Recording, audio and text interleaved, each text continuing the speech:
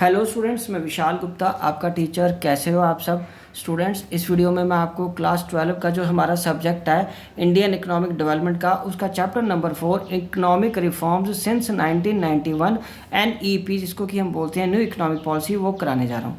सबसे पहले हम बात करते हैं इकोनॉमिक रिफॉर्म्स का क्या मतलब है according to new economic policy के अंडर।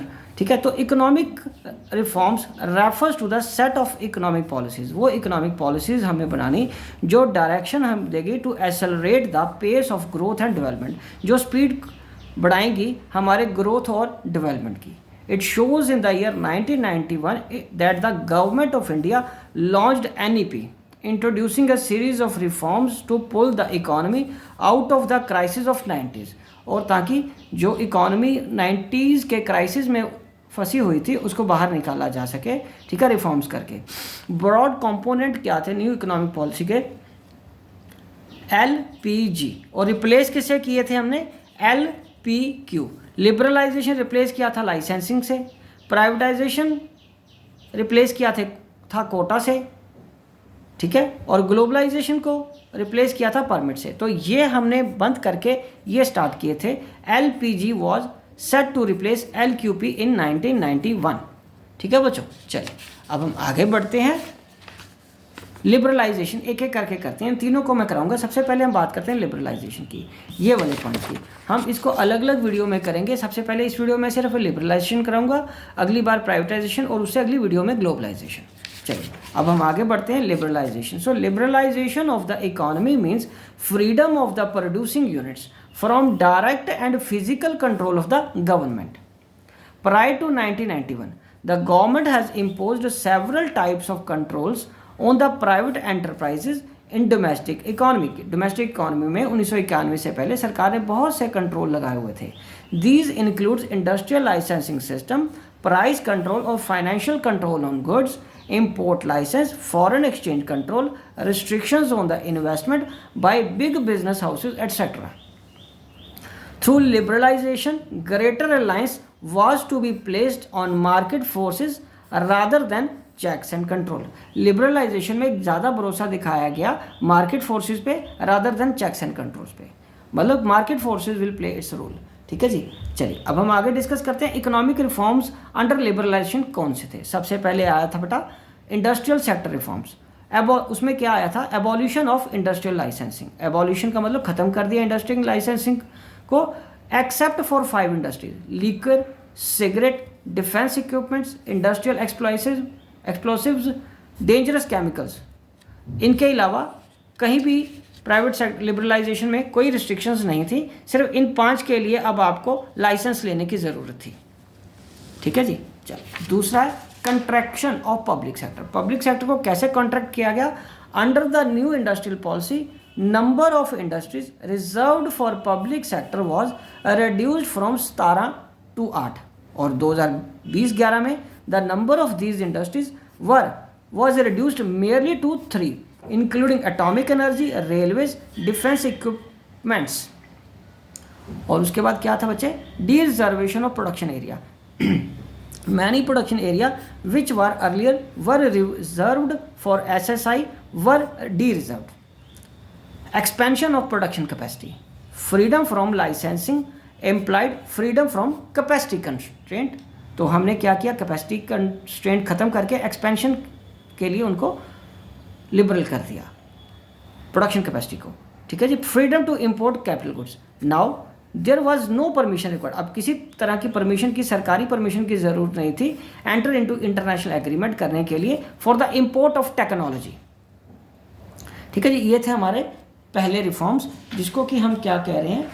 लिबरलाइजेशन के अंदर आने वाले इंडस्ट्रियल सेक्टर रिफॉर्म्स। अब हम दूसरे करेंगे financial sector reforms. Financial sector कौन क्या क्या इंक्लूड करता है? हमारा banking and non banking financial institution, उसके बाद स्टॉक एक्सचेंज मार्केट। ठीक है जी, तो इसमें, और तीसरा foreign exchange market. In India financial sector is regulated and controlled by RBI। Liberalization implied a substantial shift in the role of RBI from a regulator to facilitator in the financial sector. अब उसको RBI regulate नहीं करता था, चलाता नहीं था, उसको facilitate करता था, चलाने में मदद करता था. Sorry, as a facilitator, the RBI now play only facilitate the free play of market forces and leave it to the commercial banks to decide the interest rate structure. और उन्होंने बैंक्स पे छोड़ दिया इंटरेस्ट रेट स्ट्रक्चर क्या रखेंगे. पहले RBI decide करता था कि क्या रेट होगा. Free play of the market forces has led to the emergence of private bankers both domestic as well as international in the Indian economy. Banking industry में ये चीज़ कर दी गई. ठीक है, मार्केट फोर्सेस का इमर्जेंस हो गया प्राइवेट बैंकर्स के फॉर्म में, चाहे वो डोमेस्टिक बैंक थे या international bank. Liberalisation has also allowed FII foreign institutional investors to invest in the Indian financial market. ठीक है जी. और उसके बाद क्या किया गया बच्चों, टैक्स रिफॉर्म्स.